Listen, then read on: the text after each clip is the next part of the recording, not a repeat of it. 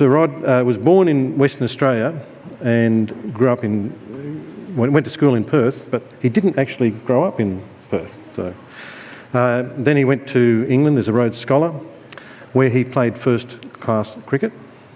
And I looked up, I found his best bowling figures were 3 for 48, bowled left-arm orthodox. And he tells me that two of those 3 wickets were Test batsmen, so good effort. I'm not sure about his batting, but he got 130 runs with an average of 13, so top score of 24. Now, Sir Rob was the Chief Executive of British Airways. He was knighted in 2005 for service to aviation and was also awarded an Order of Australia. Now, how are we going with that? So China is the one that places that people are most concerned about. Okay. Not so worried about India or Japan. Japan, a big fat zero. Okay.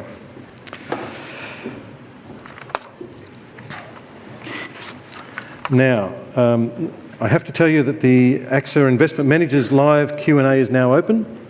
I did have a little ACSA thing there, but sorry, ACSA, it's over there on the table.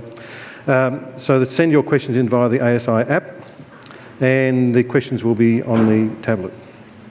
So now I'll hand over to Sir Rod to talk about what's happening in trade, and we'll come back for later for questions.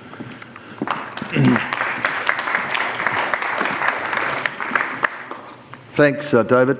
Good morning, everybody. As David said, I spent some time living and working overseas and was at British Airways from 2000 to 2006. But when I'd finished university in the UK in the late 70s, I joined an old English trading company called the Swire Group. Terrific people, wonderful company. The name isn't well known, but some of the businesses they either own or have a majority or major shareholding in are well known, and I spent most of my time working for them in Asia, working at Cathay Pacific. So from the late 70s to the late 90s, I spent nearly 2 decades in Asia, and I saw the Asian economic miracle up close. I had a ringside seat for which I was always very grateful. Swires have worked in Asia and Australia. They opened their office here in Australia in the 1850s, but they've been in Asia for 150 years. During my time living in Asia, I saw firsthand, as I said, the extraordinary economic expansion in the key Asian economies. And that was driven increasingly by a liberal global trading regime. It didn't start out that way, but over my time there, global trade and trade within Asia became increasingly liberal. And that really came about because there were a whole series of multilateral and bilateral trade agreements which underpinned and enabled, in particular, Australia's remarkable economic engagement with Asia. I've always been a free trader by nature and inclination, primarily because I've seen the benefits it brings to people across the economic spectrum. I do recognise, though, I think, and it's important that we collectively recognise that as liberal trading regimes are introduced, there is always some economic dislocation. And I think it's important that business and government think together about how they deal with that, and in particular, how they deal with workers, often in long-established industries that are really struggling, how we help the individuals involved to retrain and get on with their lives in a positive way. And I've always felt that was a more sensible use of taxpayers' money than keeping sunset industries going. Perhaps a story for another day. But I grew up, as David said, in WA, in the bush, and went to university and school in Perth. And I remember going up to the Pilbara in the late 60s and meeting an engineer. I was an engineering student at the time who worked at Mount Tom Price, who told me proudly that he hoped that one day we would be exporting 5 million tonnes of iron ore a year from the Pilbara to the world. I think last year BHP, Rio Tinto and Fortescue between them, as the major players, exported over 700 million tonnes. And that transition in the Pilbara, and for those who've been there, it is remarkable to see the quality of what's been constructed and the high quality of the work done by the men and women who work there. But that economic expansion has been driven primarily by our 3 north and major Asian trading partners. So today, Australia's major trading partner is China. Japan is our second biggest trading partner. For 3 decades, it was our largest. And Korea is our joint third with the US of A.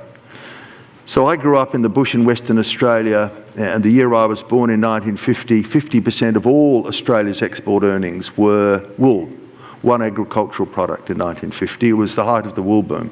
I grew up believing Australia lived off the sheep's back, and it's a very different world today. Wool's still extremely important to us, as our agricultural industries are, but our economy is much more diverse now, and that's a positively good thing. So if our three major trading partners are to the north, Japan, China and Korea, then we need to think hard about our relationships in Asia, and we need to think about the trading regimes and particularly the agreements that underpin that. Australia is at the heart of Asia economically, that's clear. We're at the edge of it geographically, and culturally I like to think we're probably halfway there, but we still have a long way to go. So it's an interesting conundrum for us. And the Japanese, who've been our longest Asian trading partners, and I lived there for 4 years in my time at Cathay Pacific, have moved from being minor shareholders in our businesses. A good example is the Pilbara, where they were investing in iron ore and gas as minor shareholders alongside Australians. They've moved from that to still being huge customers and substantial shareholders, but in many instances now they invest more broadly, and in some instances have outright control of Australian companies. And I want to touch on that this morning because the issue of foreign direct investment and the question of whether it is or isn't a good thing is often tied to the trade story. One of the things I do today is I chair a company called Lion. Forex Gold's now Australia's largest beer, it's one of ours, but we're also in the business of dairy produce, from King Island cheese to Pura milk to Dairy Farm yoghurt. And it's a wholly owned subsidiary of Kirin, the Japanese company. And the interesting thing for me about that is that I regard Kirin as very good owners of our business. They invest in our people, they invest in our infrastructure, they make a big difference to what we do. And Kirin is by no means alone in investing in and owning Australian businesses. Foreign-owned companies today employ over 1 million Australians. Last year they contributed over $220 billion to the national economy. And on average, the people who work for those foreign-owned businesses earn $20,000 a year more than Australians working for Australian companies. So I am unashamedly not only a free trader, but a great believer in the fact that the right foreign investment is good for our nation, good for our economy, and good for our people. So Asia's remarkable expansion has been driven in part by, as I said, the increasingly liberal global trading regime. And that success has obviously been underpinned by the hard work and competence of the peoples of Asia. But there's been another thing that's been fundamental to Asian success, and that's peace. Peace in the region particularly. The last major conflict in Asia, the Vietnam War, finished in 1975. Peace and economic growth exist hand in hand. War not only destroys wonderful people, but it destroys infrastructure, it disrupts supply lines and undermines the trading system. It takes decades to recover, as we saw after the Second World War. We, my generation, have been very lucky. Before turning to the broader trade story, let me focus on one more part of the Australian-Asian journey, and that's China. And I was interested to see, in response to the question David put up at the beginning, that China's a country that's of real interest to you. It's now our major trading partner, and I have no doubt will be through the rest of my life. It was Australia's major trading partner after European settlement was the UK for a very long time, then the US, and then for 3 decades, as I said a bit earlier, Japan. I think the key difference in the context of our China relationship is that we don't have also a strategic relationship with China. We have and have had and continue to have strategic relationship with the other 3, with the UK, the US and Japan, but we don't have one with China. And so that makes our China relationship more complicated. We'll spend a few moments, I'm sure now, but also in the Q&A, talking about what's happening in China. But when I arrived to work in Hong Kong in the late 70s, a little in stature, a diminutive figure in stature from Sichuan province called Deng Xiaoping had just taken over the leadership from Mao Zedong. And little Deng, as he was affectionately known, was very different to Mao Zedong. Mao Zedong may have united the country, but it was at great cost in so many ways, including through the Great Leap Forward and the Cultural Revolution, the loss of many Chinese lives. But Deng Xiaoping had a different view of the world, and I think that in part was because he'd lived as a young man in Paris for 5 years, in France, and he saw the world through a different lens. In 1978, just before I arrived in Hong Kong, he'd been across the border from Hong Kong in what is now Shenzhen. And he was outed during the Cultural Revolution as a bourgeois rightist, and he was pressed quite hard when he was in what is now Shenzhen about China's ruling philosophy and about the evils of capitalism, because in the open door policy which he set up and embraced, which was to allow foreign capital and foreign people into the country, it was seen by many as too close to capitalism. And he famously said, as many of you will know, it doesn't matter whether the cat's black or white. What matters is that it catches mice. So his thinking, for me, underpinned the drive that made China a global economic superpower. And we have a lot to thank him for, because he also embraced peaceful coexistence. And the country of China has benefited, but I would argue that no country outside China has benefited more than Australia from the growth of the Chinese economy, as we've also benefited from the growth of the Japanese and Korean economies. So what are the current realities in global trade, policies and politics? And we're all very focused on that, and you will be particularly focused on what it means for global markets and your investment strategies. Well, the current reality is uncertainty writ large. And markets do not like uncertainty, as we all know. And the US of A, which has for so long led the global push to more open trading regimes, has rejected categorically the multilateral trade journey in favour of bilateralism, one-on-one discussions. And when the world's largest economy does that, the rest of the world needs to be on guard. Now, the real question for me is, how do the rest of us respond to that? And there's some good news in that. As he became President, Trump, during the campaign trail, said that if elected, he would not ratify the Trans-Pacific Partnership. This was a major multilateral deal that had been initialed by 12 countries. And multilateral deals are very hard to deliver. I mean, the last major global multilateral deal, the Uruguay round, GATT, was agreed in the early 1990s. It's been a very long time since there's been a substantive multilateral agreement struck. So the Trans-Pacific Partnership, the TPP, was and is for me a very important deal, not only for Australia, but for our region and the region in which we work. Now, I would argue that 10 years ago, when he became president, as he did 2 years ago, if that had happened 10 years ago and America had withdrawn from the TPP, because having initialed the initial document, President Trump refused to ratify it, which meant that it lapsed. 10 years ago, that would have been the end of it, in my judgment. But what happened this time? Well, the great news, I think, for Australia is that Australia, in a leadership role along with the Japanese counterparts, decided that despite the fact that President Trump wasn't going to ratify it, they weren't going to let it die. And in March earlier this year, the 11 remaining countries in the Trans-Pacific Partnership signed the TPP. They initialed it, and it now has to be ratified. It will soon be in front of our Parliament in Canberra, and I'm hopeful that the deal is ratified by Australia, because it will be ratified by many of our allies in the region. My point is simple. The fact that America may take a position on trade which we either disagree with or find uncomfortable doesn't mean that the story is dead. But it is a real concern. We've seen it through the ongoing debates around NAFTA. What does NAFTA look like? We're seeing it in other contexts as well. It's really important that we get it right. But others have held their ground, and that's a thoroughly good thing.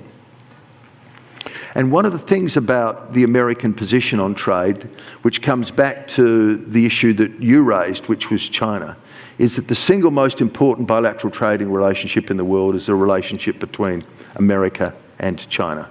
The world's biggest economy, the US of A, and the world's second biggest economy, China.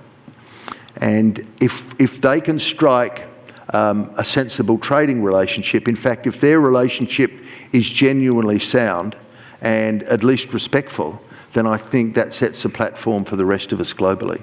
Because we don't want to go back to a world, I would argue, where we had during the Cold War the US versus the Soviet Union, which affected everybody else, including Australia. So I'm hopeful that America and China will find common ground, but they haven't looked like it over the last 12 months.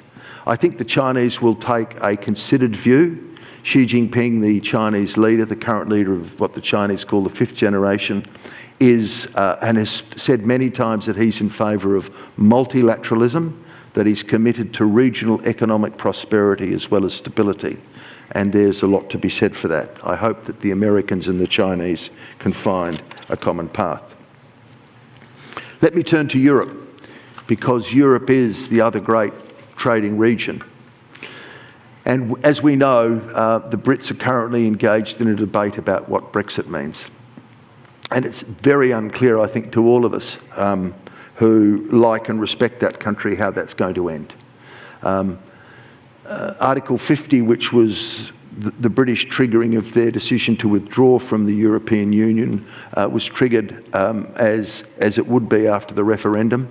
And the 2 years which is allowed for the negotiation is up at the end of March next year. And in trade negotiating terms, that's tomorrow afternoon.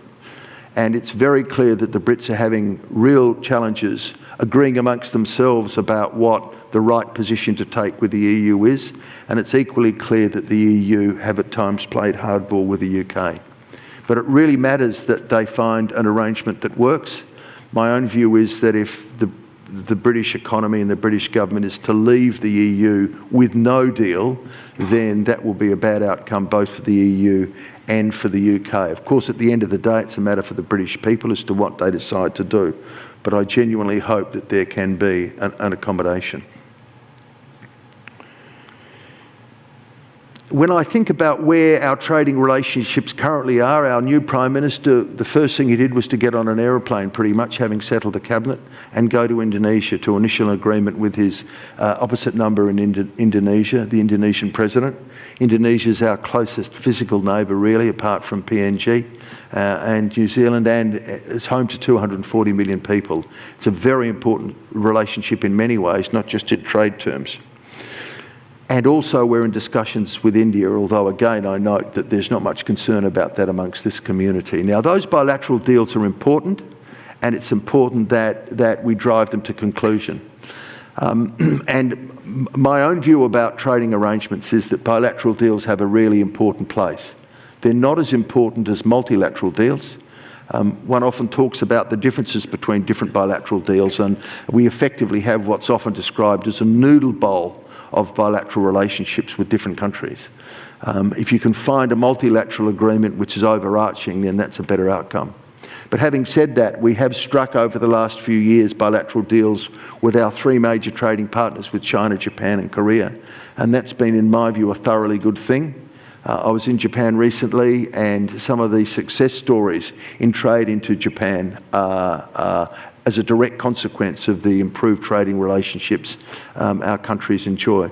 And it's particularly true for the rural community who are having tough times in parts of Australia at the moment. I had some conversations with the Japan Airlines people last Friday in Melbourne. They've a year ago began their non-stop flight from Tokyo to Melbourne, and we all think about it when we go on those flights about whether or not the lounges and the seats are comfortable. But in the belly of that aeroplane every night when it leaves Melbourne of somewhere between 15 and 20 tonnes of Australian goods heading to the markets in Japan.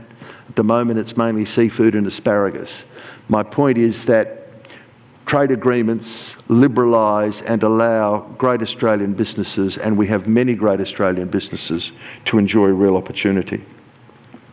But there are some other multilateral deals that are close too, at least I hope they're close. One of them's RCEP, which is Regional economic cooperation in our part of the world. It's not like the TPP. It doesn't involve countries like Canada, but it does involve our Southeast Asian neighbours, which is so important to us. And importantly, it does also involve India. And the long-term goal for those of us who sit around the APEC business table is something called FTAP, which is the Free Trade Agreement in the Asia-Pacific area. Now, that's a trade agreement that would involve all 21 countries in APEC, including America.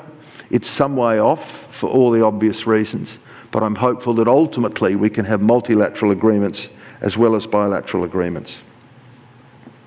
So free trade's been fundamental to Australia's prosperity post-World War II, and it's underpinned and worked with peace in our region. I'm taken by the words of the 19th century French liberal economist Frédéric Bastiat, who said that if goods don't cross borders, soldiers will. So I think that we live in good times. When I first got to Hong Kong in the late 70s, one of my Chinese friends said to me after a particular kerfuffle in China that we live in interesting times. I thought that was a blessing. For the Chinese, it's actually a curse. He explained to me that the Chinese fear chaos under heaven, as the emperor used to call it, which is internal dislocation and unrest. We've been blessed in a regional sense with strong trading relationships, with peace in the region, and we as Australians have all benefited. Thank you very much.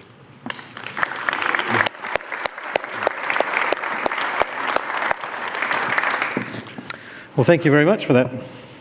And we do have some questions coming through, but I'll probably just start.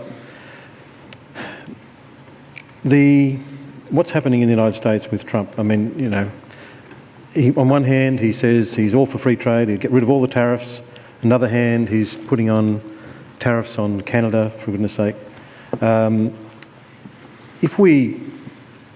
First of all, does he really understand what's going on with trade? Is he that naive, or does he understand it?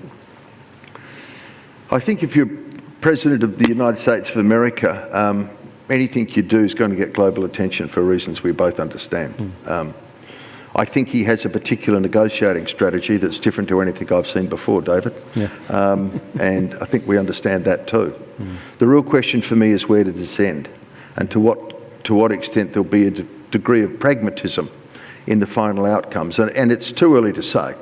I mean, he was categoric about withdrawing from the TPP, and he did. And as I said a few moments ago, the good news is the rest of us continued on. So at least he was consistent in one thing. Yeah, he's been consistent in that sense. He did say during the campaign he was going to do that, and having said it during the campaign, he honoured it. I think the real challenge for the Americans is to strike the right deal with China. Yeah. As I said, they are the two biggest economies, and it will ultimately be the most important strategic relationship in the globe as well. The biggest economy and the biggest military force, and the second biggest economy, and an increasingly global force in the Chinese. Although I think it's still not clear whether or not the Chinese will use their economic might for political gain, as many countries do. Although Japan didn't. The Japanese never used their economic muscle to drive a global position in other areas. They did buy a lot of assets overseas, though, didn't they? They did. They did buy a lot of assets overseas. They did, and through the 80s they didn't, as they would be the first to admit, they didn't buy very well. No. They often overpaid for assets which they couldn't manage. I think the good Japanese companies have been much better at that. The Soga Sosha, the trading companies, particularly people like Mitsubishi and Mitsui and Sumitomo and these sorts of countries, now understand the globe in a much more intelligent way. And what chance do you think there is that this current trade disputes will go into a full-blown trade war like what we had leading up to the Great Depression? Well, I think you make a powerful point, which is one of the things which drove us into the Great Depression was this retreat from a more open trading world.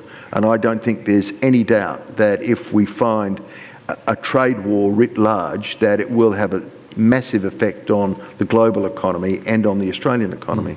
I have to say I'm broadly an optimist, And one of the reasons I'm an optimist is what happened at the TPP, the Trans-Pacific Partnership, which is everybody else just got together and said, we're going to press on. They thumbed their nose at Trump and said, well, you don't want to play, then we'll do it ourselves. That's it. Yeah. And I believe that particularly within Asia, so I'm particularly focused on China, Japan and Korea because they're our biggest trading partners. But what does worry me, David, over and above that is we know that uncertainty is bad, and we also know that sometimes recessions are triggered by unusual events. So Asian financial crisis in 1997, at least on the face of it, was triggered by the collapse of the Thai baht. Yep. The global financial crisis a decade ago was triggered by the subprime problem in America, supposedly a $100 billion problem. Now, in an economy that size, that shouldn't be a huge issue. It turned out to be. So if you destabilise the global economy, you can sometimes find triggers from unlikely places. I mean, look at what's happening in Argentina at the moment. So I worry that if the foundations of the global trading regime aren't strong, that some outside entity, some outside thing might trigger a global recession. It's like the kids' book, Who Sank the Boat?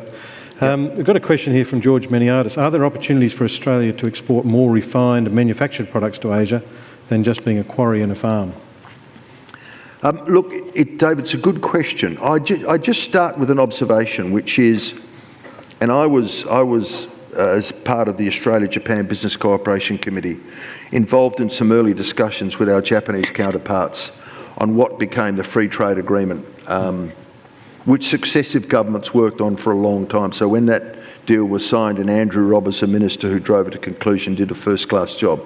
But previous governments and the officials in Canberra done a terrific job to bring that to conclusion. One of the things we wanted as Australian businessmen and women in that agreement was a substantive services chapter in the agreement. And that came as something of a surprise to some. The view was that Australia exports agricultural goods and resources and to Japan, and we import manufactured goods. But actually, nearly 80% of our economy today is services, financial services, legal services, consulting services, education, tourism, you know, the thing that keeps Cairns going and growing and alive. So, so being a quarry and a farm is important. But I think the Australian economy is now much broader, and if you look at Australia's major trading entities, our biggest value earner in trade terms in export is iron ore. Coal's second, education and tourism third and fourth. And I believe things like funds management, which Australia's very good at, will be increasingly important. So financial services will be important. So I think there is real optimism that we can be more than a quarry and a farm and a beach. And I think we are becoming that. But we need to invest in all our industries in an intelligent way. Actually, just on the coal, you know, Australian coal is seen as being a relatively good quality coal relative to other places, particularly for coking and for steaming. But given that, should we be the last country on earth to stop digging coal as opposed to one of the first? Well, I think clearly metallurgical coal, which is used for making steel, isn't contentious in the way in which steaming coal is. And we produce some of the best metallurgical coal in the world, and the blast furnaces of China and Japan and Korea rely to a large extent on Australian iron ore and Australian metallurgical coal. I think the challenges are around steaming coal. And I think the challenge here is, firstly, can we find a way in which steaming coal has a long-term future as an electricity generator? A lot of work's been done on that. I don't think we've come to a landing, to be quite frank. We're lucky too in Australia, but many other countries rely on our steaming coal, and our steaming coal is very high quality too. If they didn't get it from us, they'd perhaps have dirtier coal from somewhere else. I'd much rather they used clean Australian coal than dirty coal from other countries. But the other thing is gas. I think gas is increasingly going to be important as an adjunct to the renewables in the electricity generating story, and Australia's blessed with massive gas reserves. Now, I've got a question here from Michael Collo. It says, how do you expect the One Road initiative to reshape global trade? The One Belt, One Road initiative which has been a signature project for President Xi Jinping in China, is enormous in its reach and its consent. I think the challenge here is to ensure that, as we need to be sure domestically here in Australia, that investment in infrastructure is investment in infrastructure which enhances efficiency and productivity. I think it's a real challenge in Australia. I was, as you know, I was the inaugural chair of Infrastructure Australia, which was set up under a Kevin Rudd government, and Anthony Albanese, who was the minister responsible for infrastructure, I think did a first-class job in allowing us to set up and shepherding us through. And our goal was to ensure that when governments invested in infrastructure, they did so in rational, evidence-based projects, rather than building bridges over puddles and roads to nowhere in marginal electorates. And I think that will also be the challenge for One Belt, One Road. Yeah. That the infrastructure that the Chinese are keen to build to enhance trade, global trade, is well focused, and the projects have economic as well as community merit. And I think that's a real challenge. I mean, the old Silk Road was never one road, David. It was actually a series of paths, as it were, through, starting in Xi'an, where the first of the emperors is buried and all the terracotta warriors are, from there through basically to Europe. I think the view is that the new Silk Road, if you can call it that, will equally be a number of tracks. We just have to make sure the investments make sense. Because otherwise the countries that are the beneficiaries of these projects will struggle to repay the capital associated with them. Now, you did mention sort of Trump's negotiating style a little while ago, and there's a question here from Eugene Tang. And just specifically, how, given your business experience, you've probably dealt with some pretty tough customers over the years. Yep. I know Rupert Murdoch and people like that. So how would you negotiate or deal with someone like Trump? Well, I think the thing about any negotiation, and President Trump's particular negotiating style, I think, is reasonably well understood now, is to be patient. You know, my experience has been that if you rush negotiation, you usually get a less than good outcome. You get taken out. And I've certainly been in negotiations where the other side of the table has said, come on, you need to make a decision, come on, you need to make a decision. So I think the challenge with President Trump, as with anyone whose style is a bit more confrontational, is to be patient and thoughtful and considered, try to understand their position, try to understand where you might find common ground. And there are people in the US administration who wish to do just that. And I think at the end of the day, President Trump's tenure as president will in part be determined by his ability, having started off aggressively in some instances in these discussions, will be on where they land. And NAFTA's a good test of that. Seems to have reached an agreement with the Mexicans, and is now pursuing an agreement with the Canadians to stitch the three together again. If he can find enough common ground, as it were, to revamp NAFTA, because NAFTA was 20 plus years old, so it was probably time to revisit it. If he can get a good outcome there for everybody, not just for the Americans, then I think that'll be a precursor of things to come. And so I guess also I'm interested also in the link between NAFTA and also the TPP. And there's a question here from Anonymous. And you know, without the US signing up, does it still go ahead, or does it just... what happens to TPP if the US... Well, it's not as... Clearly, David, it's not as powerful an agreement. Without America, the biggest economy in the world, the most important economy in the world, it's not a powerful agreement. But it is still an important agreement, because 11 countries... And one of the things I think, as part of APEC, we need to think about is we need to think about Central and South America and what that means too, because in Central and South America, there are economies like Argentina which have struggled from crisis to crisis. But there are 4 economies in Central and South America, Chile, Mexico, Peru and Colombia, 3 of which are members of APEC. The first 3, Colombia is not, although they do attend and have observer status at some of the meetings. Those 4 countries have embarked on a much more open trading regime. I think Argentina is party to only 2 trade agreements. I think Peru's party to 50. So my view is that there are people on both sides of the Pacific who want to be, and they are part of TPP, who want to be part of a more liberalised trading regime. So we have some allies in this. Now, just turning a little bit, this Anonymous has been really busy, so he's got another question here, or she has got another question. Can you talk a little bit about India? Yeah. You know, how big is that opportunity and how can Australia participate in that? Aside from call centres, of course. Well, back to my days at British Airways. We had some outstanding software engineers in India. They were British Airways employees. They were not only our employees, they worked in our offices, they were world class. And if I had a problem at 8 o'clock at night in the office, I'd punch it down the line to India, and because of the time difference, they'd be up and running 4 or 5 hours ahead of us in the UK anyway. And I'd wake up the next morning and the answer would be on my desk. So I think India is a lot more than just a call centre. I think the challenge for India is, you know, my simplistic view of India, and I spent quite a bit of time there over the years, is that they pretty much missed the Industrial Revolution.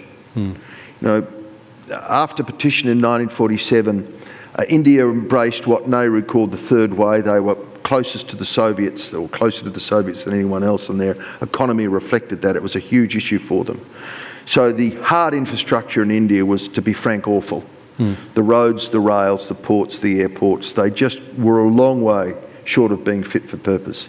And if you're going to be a manufacturing country and participate in global manufacturing trade, you need infrastructure to get goods to markets, and the Indians didn't have them. The real opportunity for India came in the information age.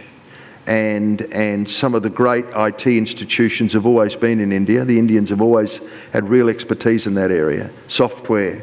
And in the modern information age, India is increasingly a global player. Now, go back 20 years, that meant that companies particularly in places like Silicon Valley, were forever trying to get visas for Indians to come and work with them. Now they run big entities in India itself in places like Bangalore and Delhi and Mumbai.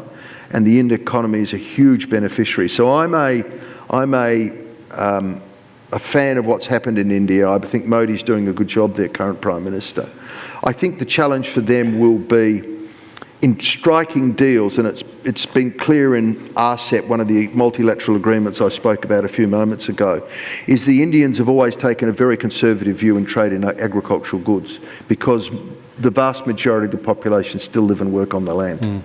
And so one of the things that stopped the Indians participating in global multilateral deals is their position on agricultural trade.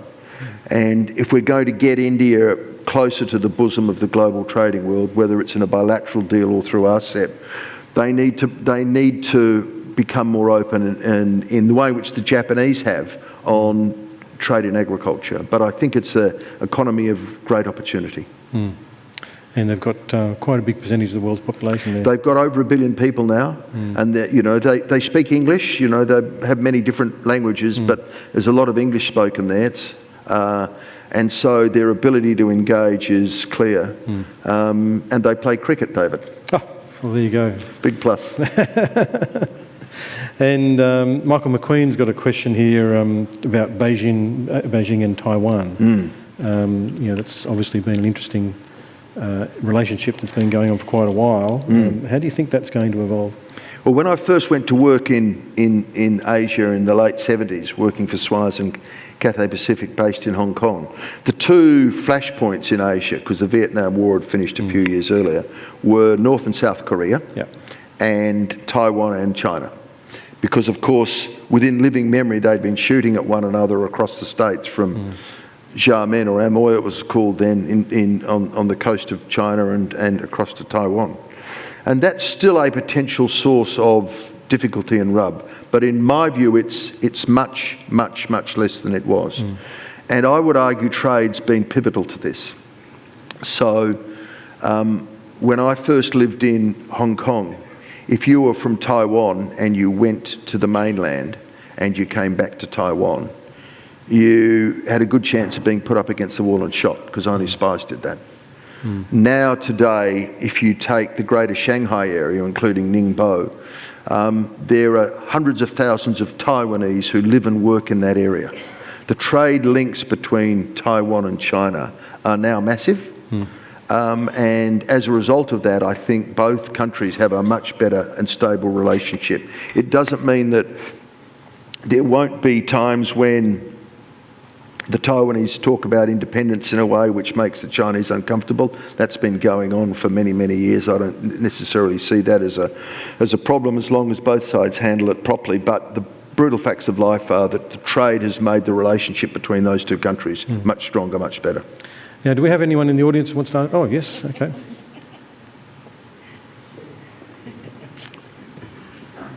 Greg. Hi, Rod.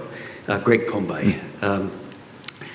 A lot of us, of course, think about trade. A lot of the conversation's been in terms of traded goods. There are probably quite a few here thinking in the future that it would like to have greater opportunity for debt and equity investments in Asia with our trading partners and lack confidence in the regulatory environment of the business contractual environment. How do you see that evolving in coming years? Yes, Greg, I think it's an important piece. I touched on the importance of services to the bilateral and multilateral trading relationships.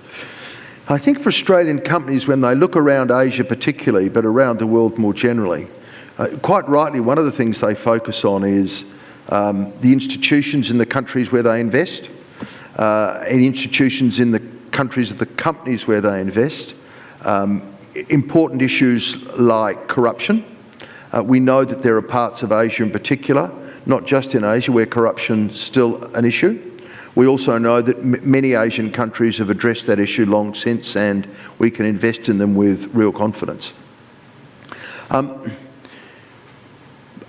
think it's really important that Australian companies, where they can participate in the Asian economies particularly, but also in the US and the UK, in a context other than just exporting goods to them.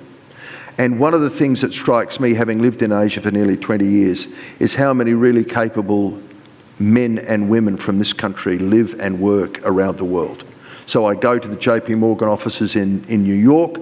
I go to the China Light and Power offices in Hong Kong. The CEO's an Australian, the General Counsel's an Australian for China Light and Power in Hong Kong. I go to the Kirin offices in Japan, and I meet young Australian men and women. I'm 68, Greg, so young's a pretty broad term now. And I'm struck by how well they fit in and how capable they are. It speaks to the quality of our education system, in my view, and the quality of the way in which we raise our people. What I don't see is a lot of Australian investment. And look, I suspect in parts that's because my sort of simple view about Australia is that we've historically been resource rich and capital poor. We've actually relied on foreign investment into our country. It's one of the reasons why I think it's important that we continue to have a sensible view towards foreign investment, because I find in the vast majority of instances it's an overwhelmingly positive thing. And I used Kirin's investment in Lion as an example. But I am seeing more and more Australian companies take a stronger view about can they invest offshore. The problem, Greg, has been that in many cases we've rushed it, and it sometimes ends badly. You know, David asked the question about negotiations. You know, I think patience is important. So if you invest before you've developed strong relationships, there's a good chance that your investment won't bear fruit. So I think the really important thing about Australian companies looking to invest in Asia, whether it's China, Japan, Singapore, Indonesia, India, or wherever, is that you build strong foundations of trust. So the Swire Group, who I worked for as an executive for many years, and I'm still on one of the family company boards, has been in Asia for 150 years and knows it well. And their ability to invest in China, to invest in Japan, to be key players in other Asian economies is based on the fact that they have a very long-term intergenerational understanding of and relationships. So when I would go as CEO of Cathay Pacific to China with Sir Adrian Swire, who sadly died a week or two ago, who like his brother Sir John, was a wonderful chairman of the Swire Group, and you would sit down with the Chinese leadership and talk about issues, as we did around the transition from 1997, that the Chinese know they're dealing with companies that have been doing business in this part of the world for a very long time. And there are other, the Kadoorie family, who are major shareholders in China Light and Power and major shareholders in the Peninsula Hotel chain. They had a strong business presence in Shanghai 120 years ago. So you just need to establish your bona fides, because if you rush in and invest, you sometimes leave 5 years later with your tail between your legs. I mean, I'm reminded of a story I heard when I was a student at Oxford of an American tourist who walked into the front quadrangle at Magdalen College, and anyone who's walked into Oxford College knows how wonderful the front lawn is, in part because they won't let anybody walk on it, including the students. But supposedly the tourists were speaking to the gardener who was trimming it at the time, and said, "This is the best piece of lawn I've ever seen. How could you produce something so perfect?" He said, "A little bit of fertiliser at spring, water it twice a day for a week, cut it every second week that way, and every in-between week that way. And after 400 years..." I think doing business in Asia is a bit like that, Greg. Do we have any more questions from the audience? Is anyone prepared to put their hand up? No? I think we're just about done. We're all just about finished, but there is a couple of questions I could have had. But, fire away. But the last one was, can Australia win the Ashes in the next series? It's going to be very difficult without Smith and Warner, and without them, our only chance is to have our 4 quick bowlers all fit and ready to go. Or maybe a slow arm, left arm orthodox can come back in. My stuff used to go back over my head usually quite quickly. But yeah, I think leg breaks always the answer in England. That Warren was a terrific bowler, obviously. We need. Having said that, I mean, I think Nathan Lyon's the best off. Bruce Yardley and Ashley Mallett were great off-spin bowlers. Nathan Lyon's the most successful of all time, and he'll be useful. But if you're going to bowl England out twice to win a Test match, then you need good quicks as well. You need someone to get them out. That's right. Okay, well, thank you. That's the end of the session. Thank you, Sir Rod. Very, very good to hear from you. We're going to give a gift to the First Nations Foundation, supported by Holding Redlich. Thank you. And the next session in this hall is going to be Plenary 2, which will be... I've got to welcome Delarani to the stage, if she's here. No, perhaps not. She's not ready just yet. But anyway, well, thank you very much. Thank you, David. Thanks, everybody. Cheers. Thanks. Well done. Cheers.